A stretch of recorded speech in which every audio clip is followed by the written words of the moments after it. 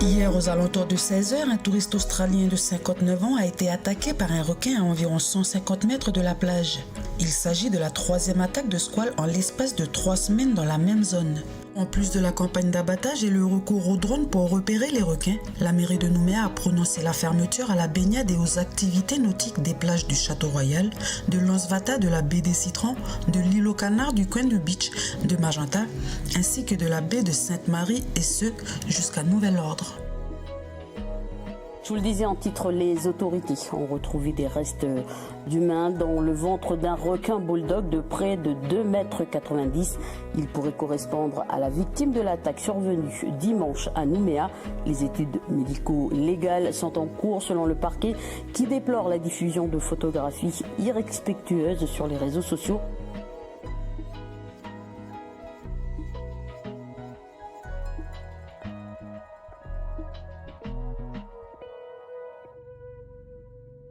Philippe Tirard plonge depuis plus de 30 ans avec les requins en Nouvelle-Calédonie.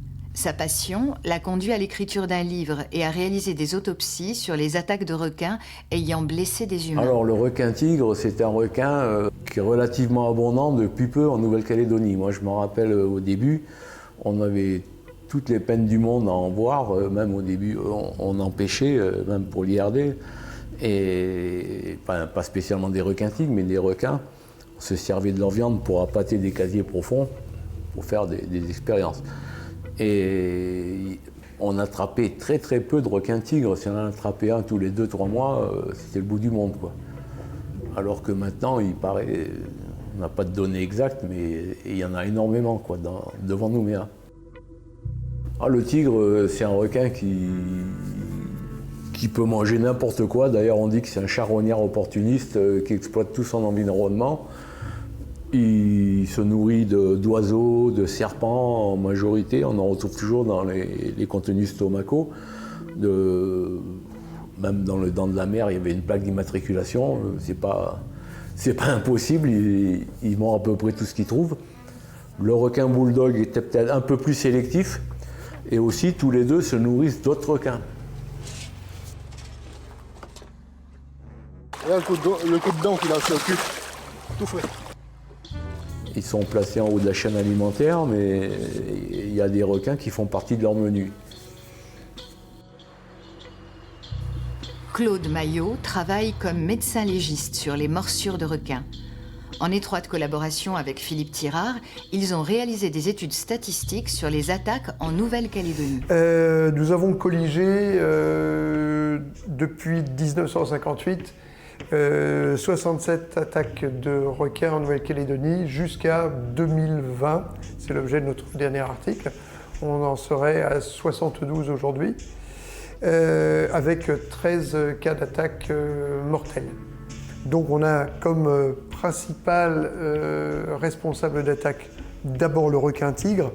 On a recensé 20 attaques dont 8 mortelles. Et le requin bulldog arrive derrière avec 14 attaques dont 2 mortelles. Ce qu'on note, c'est qu'il y a une augmentation du nombre d'attaques de requins en Nouvelle-Calédonie au fil des années, avec une augmentation très significative. On est à un doublement du nombre d'attaques entre les 20 dernières années du XXe siècle et les 20 premières années du XXIe siècle. Le requin bulldog est de nature côtière. Pour traverser les océans, il suit les gros cargos et bateaux de luxe qui rejettent leurs déchets à la mer. À Nouméa, il a élu domicile dans les eaux du port autonome. La baie, bien que pleine de scories, a longtemps servi de zone de nettoyage pour les cales des bateaux de pêche. Charognard opportuniste pouvant dépasser les 4 mètres de long, il est capable de remonter en eau douce sur des centaines de kilomètres en adaptant son métabolisme. Requin bulldog. Taille maximum, 4 mètres. Poids maximum, 315 kg. Secteur, côtier, eau salée à douce. Style d'attaque, en eau trouble vit en petits groupes, opportunistes. Le tigre est un grand migrateur solitaire. Tout au long de sa vie, il parcourt des milliers de kilomètres. À ce jour, on sait qu'il reste fidèle à son océan. On le reconnaît facilement grâce à ses rayures sur le dos. Elles lui permettent de se camoufler dans les différents milieux marins. Requin tigre, taille maximum 7,50 m, poids maximum 807 kg, secteur pélagique et côtier, style d'attaque furtif. Tout spécimen supérieur à 3 mètres est une femelle. Elle a une période de gestation d'environ 1 an et fait entre 10 et 80 petits par portée.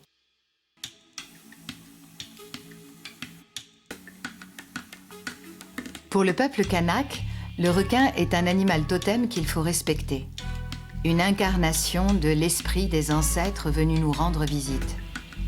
Si un requin nous attaque, c'est pour nous punir d'un mauvais comportement. La possibilité de croiser des requins est élevée.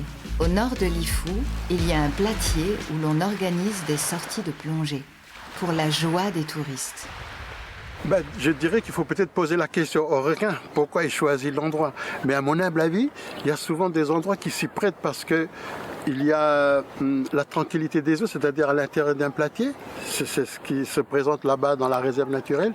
Il y a un platier d'une distance de 80 mètres.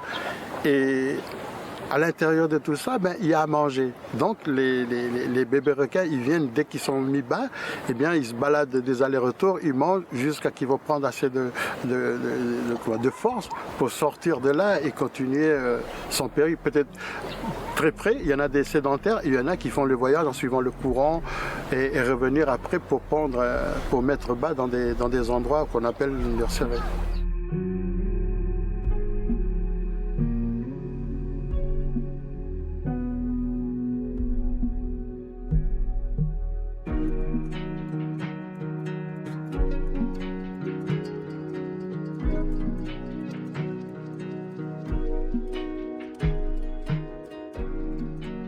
L'endroit le plus fragile chez un requin est le ventre. Dans ce monde où les déplacements s'effectuent sans gravité, il aime nager au fond de l'eau pour se prévenir d'éventuelles attaques. On a tendance à dire qu'à ce moment-là, il est en domination. Bien qu'il y ait des attaques en Nouvelle-Calédonie, les hommes vivent avec cette fatalité. Certains endroits sont célèbres pour la présence des requins, d'autres pour leur absence. En 2016, à Poé, un accident change la donne. Le lagon si familial de Poé a été le théâtre d'un drame samedi. Une sexagénaire a succombé à une attaque de requin-tigre dans moins d'1,50 m d'eau. La baignade et les activités nautiques sont interdites.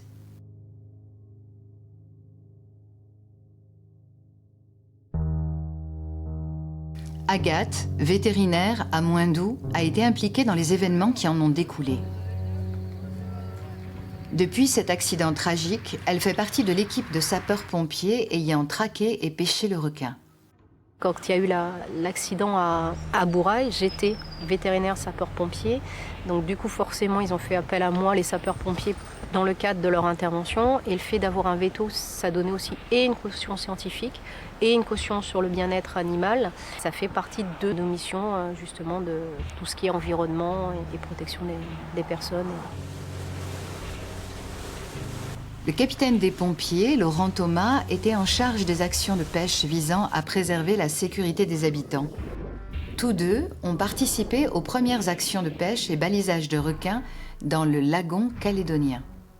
Alors, un petit peu avant la fin de l'année 2016, on a eu beaucoup de signalements de kitesurfeurs, de héliplanchistes, voire même de plaisanciers qui nous faisaient remonter comme quoi il y avait de plus en plus de requins-tigres qui avaient été observés dans le premier et dans le deuxième lagon, sans y prêter plus attention que ça.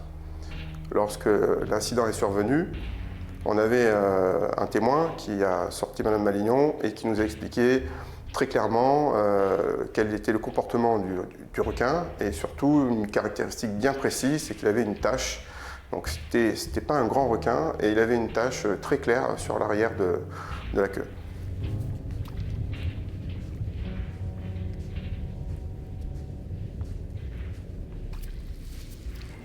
C'est dans ce coin-là qu'il y a eu l'accident de 2016, un peu plus par là-bas. Pareil, pas très loin du bord.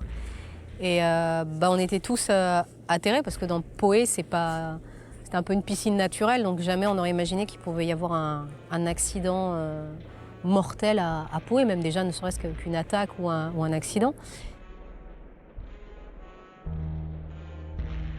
On a proposé à la province Sud de réaliser une campagne de prélèvement, donc sachant qu'on est dans une réserve et que c'est un espace qui est protégé. Donc c'est un prélèvement sans euthanasie, et l'idée c'était de pouvoir faire de la biométrie et ensuite de les baguer et de les déplacer, voilà, pour voir si la pression de pêche allait avoir une influence sur le fait qu'ils reviennent ou pas. Mais on n'était pas du tout préparés. Moi, je me souviens, j'avais ma tenue F1 qui est une tenue terrestre, qui n'était pas du tout adaptée pour être la journée dans un bateau, par exemple, au départ. Maintenant, tu as une tenue lycra, short. Généreuse, regarde.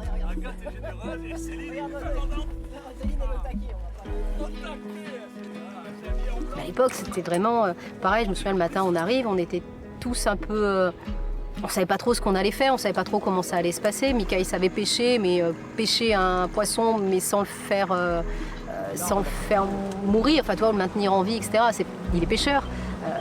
Laurent Vigliola, et c'était un peu, il va nous apporter la science. Et lui, il nous a dit, mais non. Lui, il travaillait sur des requins de récif, il travaillait pas sur des animaux de 3 mètres qui potentiellement étaient aussi dangereux. Il avait fait faire un harnais à une taille spéciale, parce que le harnais, il manipulait pas, ils n'avaient pas besoin d'un harnais aussi grand pour des requins de cette taille-là. Donc on était tous un petit peu, bon, ça va se passer comment on va prendre nos marques, comment on va y arriver. Et puis on a démarré, et puis on a fait le premier, et puis ça s'est bien passé, il n'y a pas eu d'accident, on a réussi à bien la transporter, à bien l'identifier, faire les prélèvements. Et puis après, petit à petit, on a trouvé notre technique, notre routine, les moments où ça marchait le mieux, les moments où on arrivait le plus à en capturer. Et après, ça s'est fait. Mais au départ, c'est vrai que c'était vraiment de l'amateurisme. C'était tout neuf, quoi. Personne ne savait comment gérer la chose. Donc à partir de là, on a pris à 3 reprises un requin femelle juvénile qui correspondait en tout point au signalement qui nous avait été fait le jour de l'attaque. En fait, on l'avait bagué sur la première campagne, donc qui avait eu lieu entre mars et juin. On l'avait capturé et on l'avait capturé très tard. Il avait été très compliqué à manipuler, dangereux. Je me souviens, il avait cassé l'hameçon. L'hameçon, c'était le capitaine Thomas qui avait failli le prendre dans l'œil. Bon, là, à force, il s'est tellement débattu que, effectivement, moi j'étais sur l'avant et l'hameçon, tout le bas de ligne est reparti. Je l'ai pris sur le front. Ouais. Donc, on a évité l'accident. Les conditions avaient fait qu'on n'avait pas pu le relâcher complètement à l'extérieur. On était quasiment à la passe, mais pas tout à fait. Aussi loin d'habitude, on reprendrait dans la passe et on allait au loin de la passe. Là, on avait pu le lâcher que dans la passe. Vraiment un requin compliqué. Et au mois de novembre, l'année d'après, signalement, un requin qui correspondait exactement à la description du témoin avait fait de l'animal qui avait attaqué, qui avait été responsable de l'accident mortel et qui répondait longueur, couleur. Et c'était un animal qui était vraiment au bord. Et qui avait plutôt une attitude qu'on aurait pu assimiler une attitude de chasse, assez de prédation. Nous avons eu l'autorisation de l'euthanasier, et après autopsie, et après comparaison de la mâchoire, il s'avère que c'était le même individu. Ouais, quand on a fait l'euthanasie du premier tigre, j'appréhendais énormément parce que c'est la première fois que j'allais euthanasier un requin. Surtout un requin de quasiment 3 mètres. Donc c'était un peu compliqué, quel protocole, comment, voie d'accès, etc. Pour moi, c'était une première. Et en fait, une fois sur le bateau, on l'a mis en catalepsie, sur le dos. Et en fait, ça a été relativement facile. J'ai relativement bien trouvé la veine caudale. Mika m'a aidé, m'a bien présenté la queue. On a pu faire des prises de sang, des prélèvements pour les biologistes marins. J'ai injecté mon produit. Donc j'en ai mis quand même pas mal parce que c'est difficile d'estimer le poids de ces animaux que tu connais pas bien. Et l'animal est parti très calmement, de la même façon que je fais mes euthanasies pour les animaux domestiques. Et tout de suite, il s'est mis à rougir, donc ce qui était signe qu'effectivement il mourait et qu'il n'y avait pas de souci. L'animal abattu fut ramené à terre, lavé, autopsié. La marque blanche sur sa queue était due au sable du lagon de Poé. La mâchoire a été prélevée pour l'authentification. Mais sur ce requin-là, quand je l'ai autopsié, j'ai trouvé des parasites. Des parasites qui étaient dans la cavité buccale, donc on les avait prélevés, on aurait dit des petites sangsues, donc qui étaient dans la cavité buccale de cet animal-là. Après, en parasitologie, je connais pas les parasites des requins. Je connais ceux des animaux domestiques, mais pas ceux des animaux sauvages. Mais du coup, oui, j'avais trouvé des parasites sur cet animal-là. Et sur les autres autopsies que j'ai réalisées, j'ai trouvé aucun animal qui avait ça. Mais après, c'était des bulldogs, là, c'était un tigre. Donc je sais pas, mais cet animal-là, en tous les cas, était un juvénile et il avait des parasites dans la gueule. Avec l'accident de Poé, un pas a été franchi. Pour la première fois, l'État a autorisé la mise à mort d'un requin. L'enquête a conclu que les tigres avaient été attirés par des carcasses de cerfs jetées au large des côtes. En 2017, nous avons arrêté le rejet des carcasses de poissons près de nos côtes. Les requins bulldogs, habitués à se nourrir de nos restes, se sont retrouvés affamés. C'est à partir de ce moment-là que le nombre d'attaques a considérablement augmenté. En 2018, un enfant se baignant à l'heure du coucher du soleil dans le port Moselle est attaqué par un requin bulldog. Mon fils a été gravement touché par l'attaque du requin. C'était un enfant joyeux qui travaillait super bien à l'école. Ce n'est pas un endroit où il faut faire baigner les enfants. J'espère que ça servira de leçon pour tous les autres enfants, que ça pourra en sauver d'autres. En réaction à ce drame, la mairie de Nouméa autorise un abattage en masse de cette espèce. Philippe Jussiac, chargé de communication à la mairie de Nouméa, suit le dossier depuis 2018. Il y avait eu un certain nombre d'alertes, notamment sur Nouville à l'époque, où les services de police, voire même les pompiers, puisqu'il y avait eu un accident par ailleurs d'un pêcheur à Nouville, étaient alertés, mais on n'était pas organisé, je dirais, sur cette problématique. Là où ça a commencé à monter en puissance, c'est effectivement quand sur Facebook, enfin sur les réseaux sociaux, on a commencé à voir apparaître de nombreuses images de nourrissage de requins sur Nouville. Des requins de grande taille, bulldog, qui remontaient très très facilement près des quais. Là, la question s'est posée de façon beaucoup plus crue, et puis quelques mois après, on avait l'accident de Port-Plaisance. Là, c'était une action non provoquée, c'est simplement le bruit du plongeon dans l'eau et le fait que le bulldog, en l'occurrence c'est un requin bulldog, soit extrêmement opportuniste par rapport à ces questions de bruit et monté à attaquer. Donc là, on était vraiment dans quelque chose de pas connu, en fait, tout simplement, ici. Si ça existait, c'était sorti déjà des mémoires, quoi. L'association Sea Shepherd, active dans la protection des différentes espèces, a accepté de témoigner pour notre documentaire.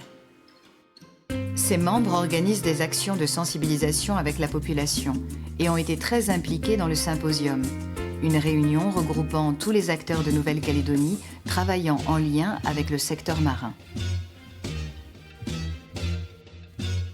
Évidemment, un accident c'est toujours tragique, mais de là à abattre 20 requins tout à fait au hasard, c'est absolument pas justifiable. Donc c'est la raison pour laquelle on s'est concerté avec d'autres associations présentes sur le territoire. On avait organisé plusieurs tables, plusieurs ateliers, donc selon les problématiques. Alors il y avait des ateliers sur le shark feeding, des ateliers sur la pêche, des ateliers sur les rejets organiques. Enfin vraiment plusieurs ateliers ont été réfléchis. Et du coup, ces tables étaient entre guillemets des tables tournantes où plusieurs acteurs pouvaient justement participer à ces tables et donner leur avis. Comment est-ce qu'on unit nos forces de façon intelligente pour pouvoir répondre en fait aux différentes problématiques qui nous sont posées?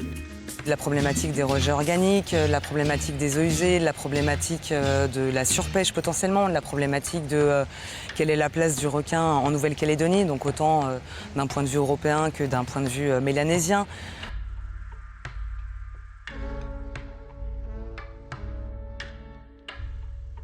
Et donc ce qui a été bien, c'est qu'on a pu faire comprendre à tout le monde, on a pu tous évaluer le fait que tu as des temps en fait, dans la gestion du risque et la gestion des problématiques, qui est un temps très court, qui est la sécurisation.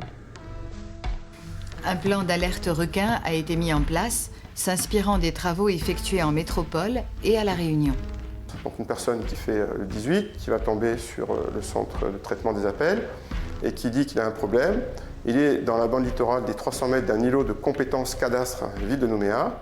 ou de compétence Grande Terre, ville de Nouméa. À partir de là, s'il n'y a pas de distribution des secours, le maire peut être mis en examen pour non-assistance à personne en danger. Aujourd'hui, les signalements sont complètement coordonnés et à partir du moment où ils sont évalués comme étant peut-être problématiques, présentant un risque plus ou moins fort, il y a une action qui s'opère. Et pour opérer cette action, ça veut dire qu'il faut qu'on soit extrêmement coordonné entre les différentes institutions. Suite à l'appel, le maire déclenche la police municipale ou les sapeurs-pompiers. Il y a des zones plus à risque dues à la présence régulière de baigneurs, surtout autour de Nouméa, à la baie des Citrons, Lance-Bata ou Château-Royal. Dans ces lieux, si un requin de grande taille est aperçu et signalé par un citoyen, une mobilisation dans l'heure des services municipaux sur le plan d'eau en question est mise en place. Cela se pratique par la pose de fanions, barrières et d'une interdiction de baignade, le temps de vérifier si le danger est écarté. Plus vite on prévient les gens, attention, il y a potentiellement un danger, sortez le temps qu'on lève le doute, plus efficace on est en fait. Tout ça, c'est des plans qui ont été mis en place petit à petit. Mais après, tu as le temps des scientifiques qui permettent de proposer des gestions de plans dans la durée. Et eux, ce temps-là, c'est un temps qui est complètement différent, qui a besoin de données et d'analyser des données et qui a besoin de voir ce qui fonctionne, ce qui ne fonctionne pas, etc. Qui n'est pas là pour décider, mais pour pouvoir faire des propositions. Et après, c'est la puissance, l'instance publique qui, elle, va pouvoir choisir en fonction des différentes contraintes et des différentes problématiques. Et après, tu as les gestions à très long terme avec ce suivi des animaux pour comprendre comment ils bougent, où ils vont, quelle est la population qu'on a, est-ce qu'elle augmente, est-ce qu'elle augmente pas, quels sont leurs trajets. Et ça, par contre, c'est de la donnée qu'on accumule sur de la durée et qui est, voilà. Donc, tu as des temps qui sont très longs et c'est vrai que c'est difficile à partir du moment où tu as eu une peur et que tu es dans l'émotionnel, d'arriver à faire à comprendre aux gens qu'il faut un temps de raison qui va leur apporter une sécurité à long terme. Les gens ont besoin d'être sécurisés à court terme.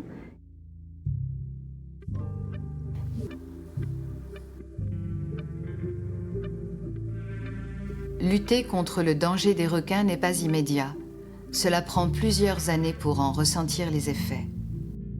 Depuis 2018, les actions de balisage sont organisées sous les directives de la province Sud. Les autres acteurs, comme les associations et l'IRD, ne sont plus que consultants. Cette étude a pour but de réduire le risque requin sur nos côtes, en coordonnant différents services municipaux. Sapeurs-pompiers, sécurité civile, mairie, province. En 2013, les requins furent protégés en province Sud. En 2017, le rejet de déchets organiques a été interdit. En 2021, suite au symposium, les requins tigres et bulldogs ont été retirés des espèces protégées. Pour observer le mouvement des requins, on utilise des balises et des détecteurs que l'on relève tous les 6 mois. Pour poser une balise sur un requin, il faut le pêcher. C'est un mec qui a essayé là-bas. Alors, par contre, alors attendez, là il faut que j'allume un ordi et donc je peux pas avoir un ordi sous l'eau. Donc il faut me... Le mieux c'est que tu l'allumes là-bas dessous. Connecting. L'hydrophone, ça c'est simplement l'oreille. L'intérieur c'est juste de l'électronique avec une pile. Là tu as une petite lumière qui nous dit qu'il est en train d'enregistrer.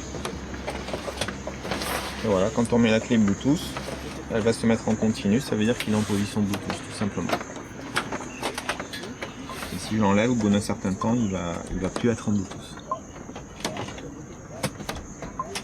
Fais ça, offload all data, ouais. C'est ça, c'est ce que j'ai fait. Proceed. Voilà. Zéro détection. Il y a du ping, il n'y a pas de détection. Ouais, pas de détection. Ferme la 3. Attention. Est-ce que tu as écrit une base de données ou pas? Non. C'est pas genre 10 minutes, 11 minutes, 12 minutes. C'est en moyenne, ça veut dire qu'il le fait aléatoirement.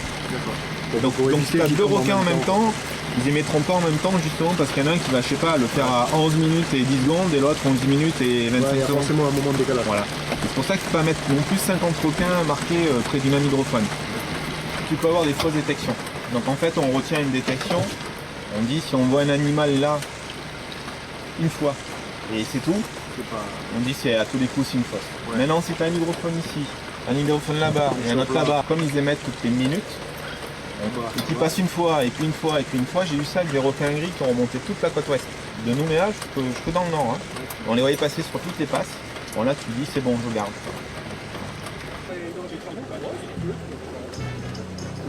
Cette levée de protection permet de faciliter les autorisations de pêche et ne condamne pas les pêcheurs professionnels en cas de prise.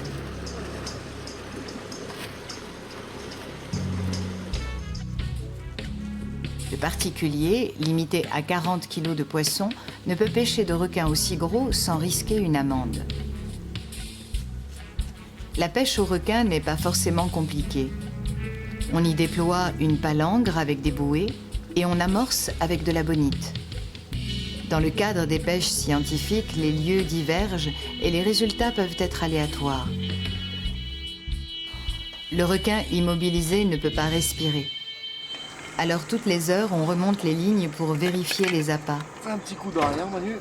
Pour éviter de noyer un requin qui aurait mordu à l'hameçon.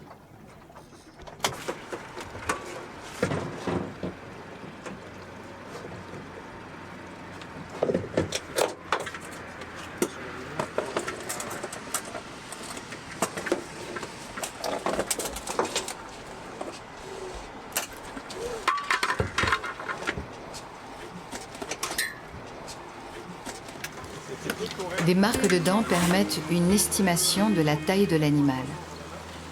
En mars, aucun gros requin bulldog n'a été pêché. Seules des traces de dents de petits requins ont été retrouvées sur les amorces.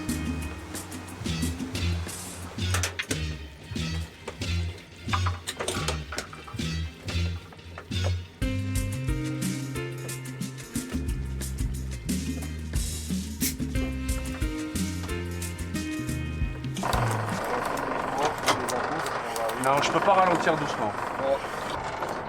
T'as pas mis d'huile sur ton virligne? Non. Je n'ai pas huilé.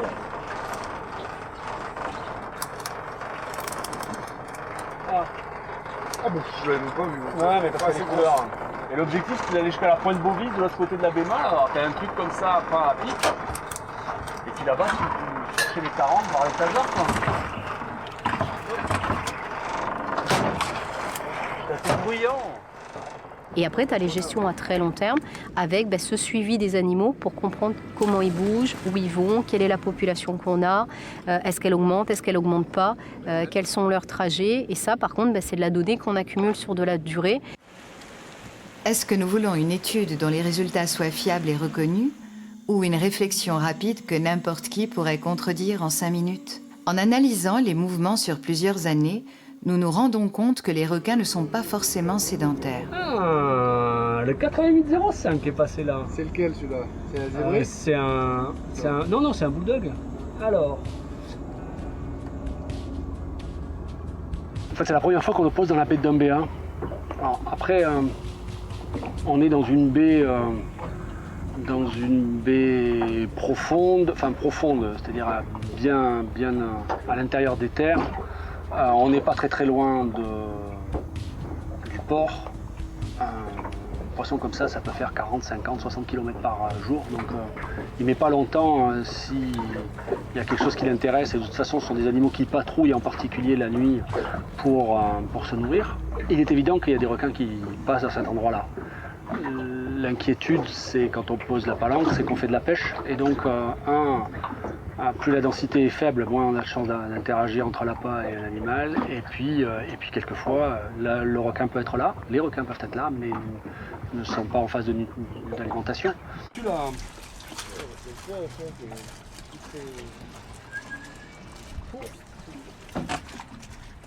Alors, clac, c'est tout.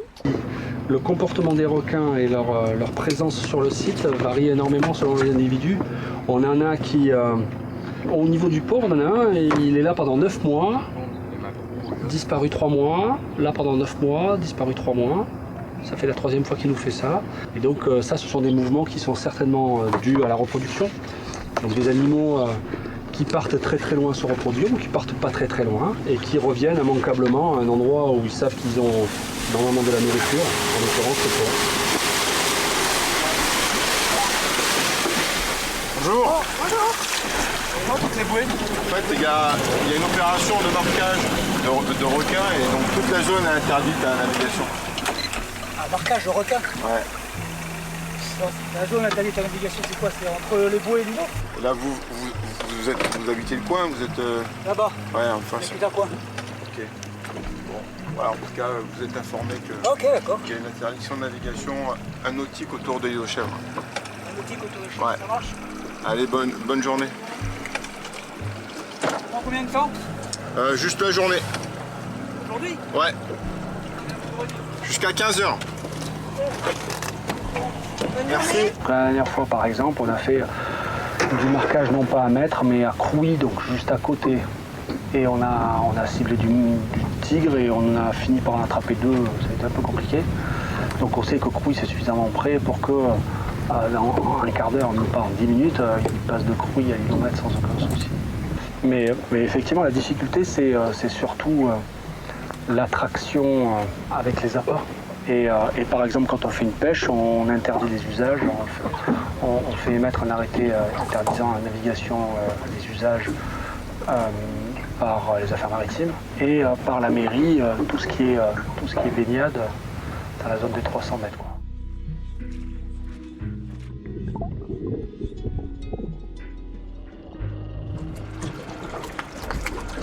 Il n'a pas tout engamé. Il n'a pas tout bouffé. Une bonne dent, une bonne queue. Ouais, il y a bien la trace de... Pas des gros requins. Ça c'est avalé, recraché. Alors là, on a arrêté, hein, mais à un moment, les opérations étaient pour diminuer la densité en requins dans des zones d'usage. Et donc, on pêchait près des zones d'usage. Voilà. Donc, Par contre, quand on a fait sur les bulldogs, on a voulu faire pareil avec Mika. Là, ça a été extrêmement compliqué. J'ai injecté des gros volumes et là, l'animal, c'était long. C'était long. On voyait que petit à petit, il partait, mais c'était très très long avec un grand volume. Et on a pensé que le fait de l'avoir mis en catalepsie, en fait, vu que ça ralentit les fonctions, avait vraisemblablement ralenti la circulation du produit.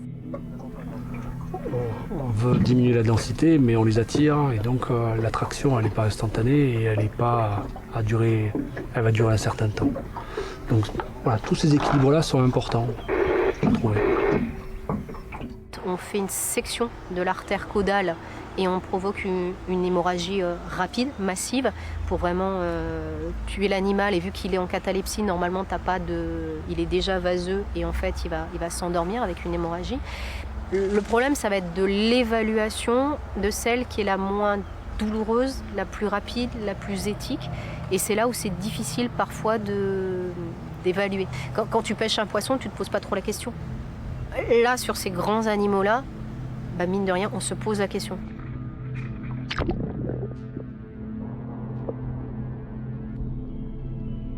La digestion des requins, c'est un mystère. On sait qu'un requin adulte, il mange à peu près 2% de son poids quotidiennement, pas forcément une fois, et un peu en moyenne, voilà, sur une année.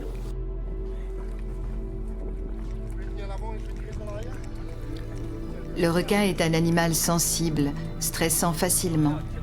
Lors des pêches, il a été fréquemment observé cette aversion de l'estomac. Ce requin-ci s'est pris l'hameçon dans la nageoire. Pour le libérer, il a fallu en passer un second dans sa mâchoire. Ouais, peut-être fin 2016, c'est là où on a commencé à vouloir lancer une étude. Il y a eu une demande pour comprendre un petit peu mieux l'écologie des requins. Et donc on s'est rapproché de l'IRD, Laurent Vigliola, pour mettre en place un projet de recherche qui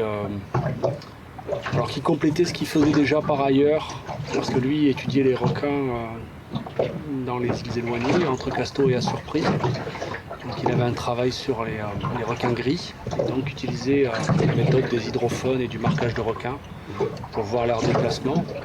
Et évidemment, en tant que chercheur, travaille en réseau avec d'autres chercheurs australiens et néo-zélandais, et surtout australiens, parce que les gros requins marqués d'un côté de la mer de Corail peuvent très bien traverser. et donc entrer dans les réseaux nous on déploie.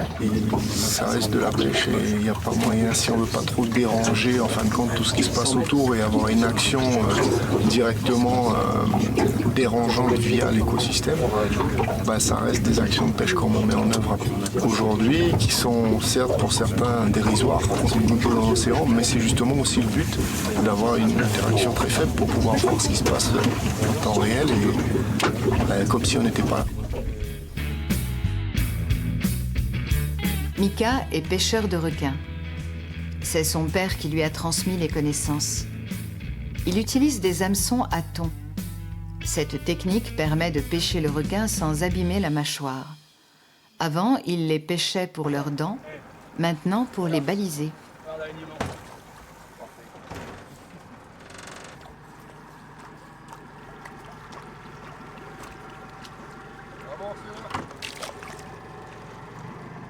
Parmi les requins tigres, je me rappelle de un qui est resté très très longtemps sur le massif d'Antigonia. Et puis après, il est parti vers Fidji. Là, je n'ai pas regardé depuis certains temps. Donc, toutes ces informations nous donnent une information qui est plutôt individuelle, puisque chaque requin va avoir son propre comportement. On a un schéma de déplacement autour de la presqu'île de Nouméa qui commence à être cohérent. Il n'est pas sur tous les requins, mais en tout cas, il est cohérent. Sur les bulldogs que l'on a marqués au port autonome, ce sont des requins qui restent autour du port autonome et des bateaux de Navimont. Ils arrivent par la partie Nouville entre 2 et 3 heures du matin et ils restent jusqu'à 10-11 heures. Ensuite, ils vont, semble-t-il, se reposer petite rade. Il doit y avoir un courant qui leur permet en pleine journée de se reposer sans avoir à faire beaucoup de mouvements. Ces requins-là ont besoin de se mouvoir pour respirer, donc ils ne peuvent jamais être posés au fond. Et ensuite, le bulldog sort de la petite rade dans la nuit, reste assez près des côtes et patrouille autour de la presqu'île. Et là, il est en phase de nutrition, donc on est capable de le suivre, de suivre certains individus où on le voit, les hydrophones sont alignés et on voit bien qu'il passe à l'hydrophone 1, puis 2, puis 3, puis 4, et on voit le temps qu'il a mis pour passer de l'un à l'autre. Et puis en fin de nuit, ou en milieu de nuit, il refait le tour de Nouville et il rentre dans le port autonome par la grande rade. Et on suppose que c'est parce qu'il y a beaucoup de requins bulldog. Un requin tigre est plutôt solitaire. Même s'il peut y en avoir plusieurs dans une zone, c'est pas un individu qui s'attroupe. Et donc quand il y a beaucoup de requins bulldog, il ne doit pas être en confiance. Et donc les requins tigres que l'on a marqués autour de Nouméa, on n'en a jamais entendu au port autonome. Tourne. Poisson, coup de gueule. On va regarder ce que c'est. Poisson. Ouais. Ah, c'est pas gros, voilà, ça charge. Un petit pointe noir.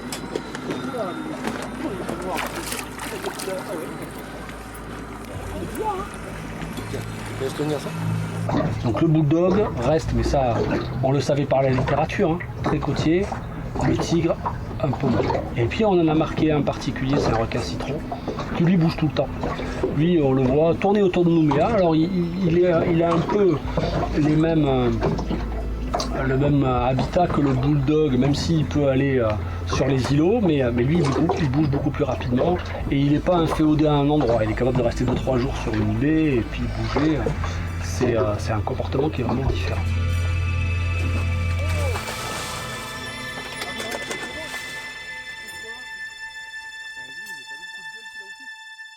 C'est pas juste de la pêche, mais c'est tout ce qui va autour et on commence à comprendre un petit peu plus et on peut aussi se rendre compte de certaines interactions qui sont pas négligeables. La prise en charge de l'animal qu'il va falloir anticiper et gérer différemment en fonction des espèces, de la taille des animaux, du lieu où on se trouve. Et tout ça en fait va dépendre directement de la finalité. Qu'est-ce qu'on veut en faire? Est-ce qu'on veut le garder vivant pour avoir de la donnée sur les prochaines années, pour avoir de l'information et puis rentrer dans un cercle on va dire vertueux en quelque sorte, ou est-ce qu'on veut le mettre dans la glacière et le vendre? On va pas le manipuler de la même manière. Et effectivement, le temps d'adaptation pour moi il a été assez rapide parce que je trouvais ça intéressant du fait de chercher à comprendre comment se produisaient les choses et de donner un sens. Donner un sens à la démarche instaurée il y a maintenant quelques années Donc moi c'est quelque chose qui me plaît, c'est vraiment sincèrement. La différence elle est surtout dans la finalité, mais après dans l'action c'est un poisson. Moi ce qui m'intéresse là-dedans c'est que vraiment il y a un respect, quelle que soit la manipulation, on va le faire, mais il y a un objectif clair, défini, et c'est pas du massacre bête et méchant dans certains cas, comme certains peuvent le dire ou pas aux caisses. Et à contrario, c'est pas juste on les leur fait 2 caresses et on les relâche. Il y a vraiment un sens, c'est quelque chose qui, à mon avis, a toute sa valeur aujourd'hui dans la société où on parle développement durable, environnement, toutes ces choses-là. Ah super. Ah, il s'est entouré. Mal. Il est fatigué, ça y est. Petit.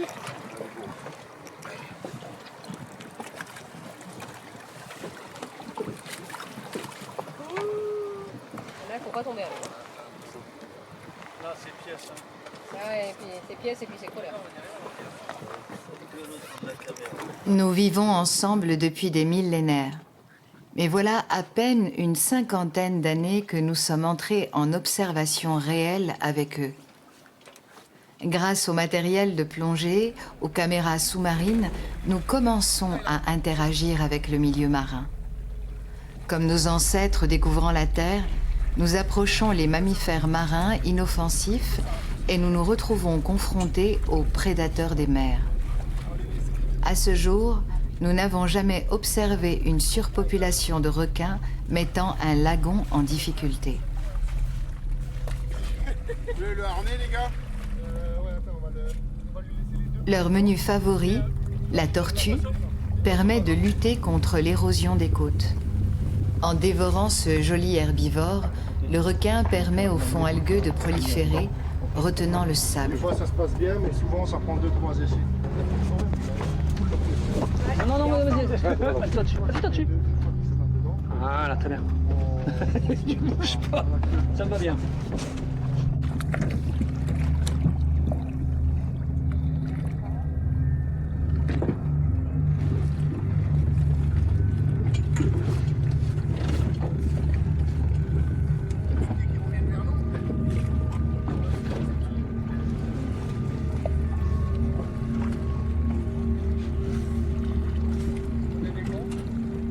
Tous les tigres qui atteignent 400 mètres, c'est des femelles. Et ça devient très gros. Le bulldog, par contre, aussi, je crois que c'est deviennent matures à 2,80 m, 3 mètres, suivant les mâles ou les femelles. Ils arrivent à faire des portées de 5 à 7 petits par an. Alors, le requin-tigre, c'est le seul cacarimidé qui est ovovivipare. C'est-à-dire qu'il pond des œufs qui éclosent dans le ventre de la femelle. Et les petits naissent libres, quoi. Il n'y a pas de cordon ombilical. Et c'est un animal qui est très prolifique, puisque la gestation dure à peu près entre 12 mois, en gros. Et ils peuvent faire des petits allant de 32 à 82 petits par portée, suivant la taille des femelles. Et disons qu'ils doivent faire une portée tous les 2 ans à peu près. C'est plus vers l'avant, là.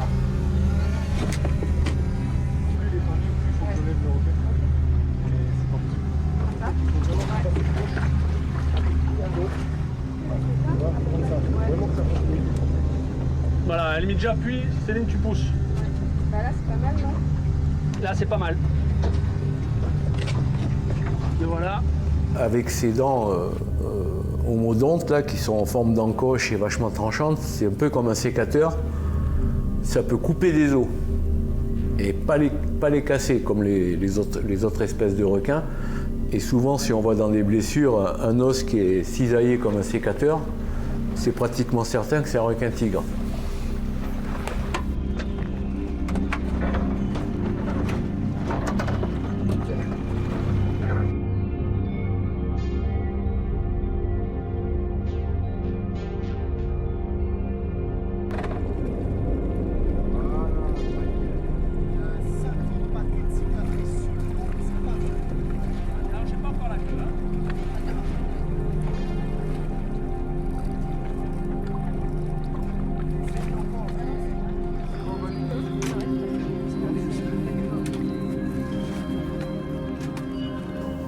requins tigres, par exemple, alors ils ont une membrane derrière les rétines qui s'appelle le tapetum lucidum, qui réfléchit la lumière, qui l'amplifie et tout. Donc c'est un requin qui est capable de voir la nuit.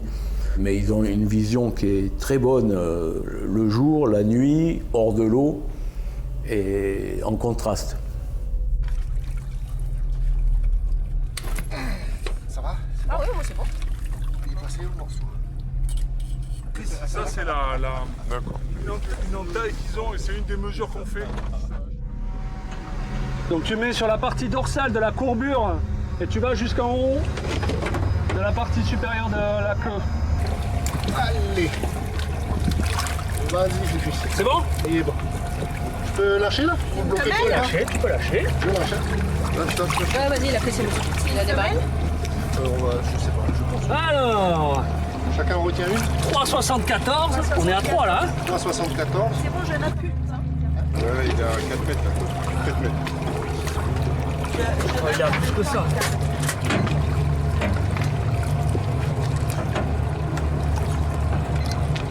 Non, 2,74, c'est pas 3. Ah bon. Ouais, parce que là, j'étais là,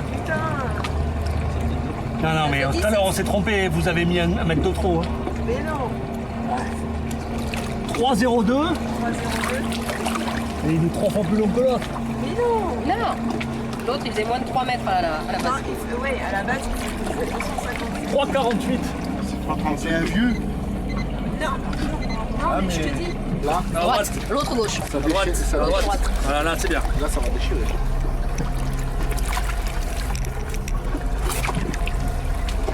Là.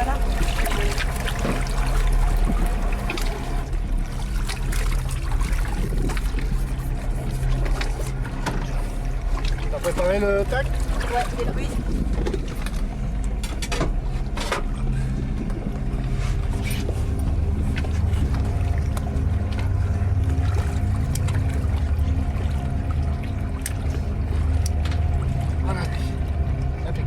Alors on est avec des gants parce que c'est la particularité du requin, c'est-à-dire que c'est un animal qui a vraiment un hydrodynamisme qui est d'une perfection hallucinante, c'est-à-dire que tant qu'il est dans le sens de l'eau, c'est vraiment, ça glisse, il n'y a pas de frottement sur sa peau, etc. Par contre, quand tu es en sens inverse, là c'est de la toile émerie, c'est vraiment du papier de verre et tu t'abrases les mains très très facilement. Comme ça ou de l'autre côté? Voilà, plus accessible. Il avait plié déjà sur le dos. Ouais, là tu dois faire mal. Là c'est bon. C'est bien une femelle qui était beaucoup trop courte. Parce que c'est à la jonction. Après, il faudra le lever. C'est ici là? Ouais, très bien. Tu as des particularités que moi j'ai découvertes justement en faisant ces autopsies et en travaillant sur ces animaux. C'est que les requins, c'est les poissons et donc ils sont faits un peu différemment de nous les mammifères. Et notamment tu as un foie qui est énorme, qui prend vraiment une place absolument phénoménale dans l'animal. Je dirais pas, mais l'impression que j'ai eue, c'est qu'en ouvrant, je n'avais qu'un foie. C'était vraiment énorme. Du coup, quand tu fais ton incision, il y a un endroit où il faut faire l'incision pour justement éviter de ponctionner et d'aller risquer de taper le foie où tu pourrais créer une hémorragie. Donc il y a vraiment, en fait, on a une lame qui est courte mais très pointue, parce que tu as quand même une paroi musculaire qui est épaisse, donc il faut la traverser pour pouvoir rentrer le tag, mais il ne faut pas toucher le foie. Donc cette incision, elle ne se fait pas forcément sur la ligne blanche, elle est légèrement décalée, tu as tes repères par rapport au nageoire où tu le décales, et tu le fais à peu près une main décalée pour être sûr de ne pas aller taper dans ton foie, et tu fais ça. Et l'avantage, c'est qu'avec le système colle et juste ce coup qu'on met, c'est-à-dire qu'on peut faire une incision qui fait 2-3 cm de long, vraiment pas plus, pour pouvoir rentrer le tag. Et donc après, juste avec de la colle, ça suffit. Là, regarde, tu la vois, la cicatrice? Les hameçons, on ne va pas aller l'enlever dans la gueule du requin, parce que c'est dangereux. Et puis, c'est le principe d'un hameçon, c'est un peu compliqué à enlever avec les ardillons qui sont à contresens. Là où il y a la branche de l'hameçon, en fait, la peau va petit à petit s'agrandir, faire un petit trou un peu plus grand, et l'hameçon va pouvoir partir. Et après, ça va cicatriser naturellement. Ça pose aucun souci. Et sur des requins pareils qu'on a recapturés, tu n'as aucune trace de là où il y a eu l'hameçon, et ça pose pas de problème. Nous apprenons à nous connaître. Petit à petit, nous l'avons attiré près de nos côtes. Nous avons plongé, pêché sur son territoire Le requin a appris à interagir avec nous en prélevant nos poissons au bout de nos fusils et en nous confondant avec ses proies naturelles. En ce moment, nous tournons une page de notre histoire. Nous avons bouleversé un écosystème créé par nos ancêtres et apprenons à présent à rattraper les erreurs du passé. Les requins sont des animaux en danger, qui sont essentiels au fonctionnement des écosystèmes qu'ils habitent et qu'il faut continuer à protéger. Reprenons notre place en toute humilité, en partant d'une postulat que nous ne connaissons rien. Et par contre, on ne peut pas se permettre de dire on va abattre telle ou telle espèce parce que ça nous permet d'avoir une espèce de pseudo-conscience, de faux sentiment de sécurité en se disant on va pouvoir se baigner, maintenant il n'y a plus aucun danger. Alors qu'on le sait pertinemment, c'est faux. Évidemment, il y aura toujours des requins. Et heureusement qu'il y aura toujours des requins en Nouvelle-Calédonie. Cela explique que nous, le requin est un ancêtre, le requin est un gardien, le requin est un protecteur et non un adversaire.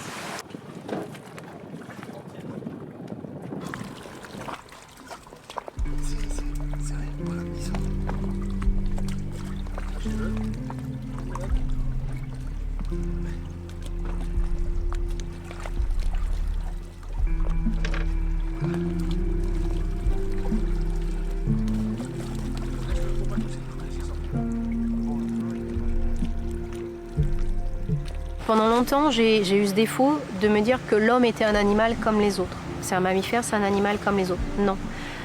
L'homme a une responsabilité parce que c'est un animal supérieur. Et c'est à lui de trouver cette solution et dans ses capacités supérieures, de justement proposer un nouveau système de fonctionnement qui réponde à ses besoins sans empiéter sur les besoins des autres espèces qui vivent avec lui.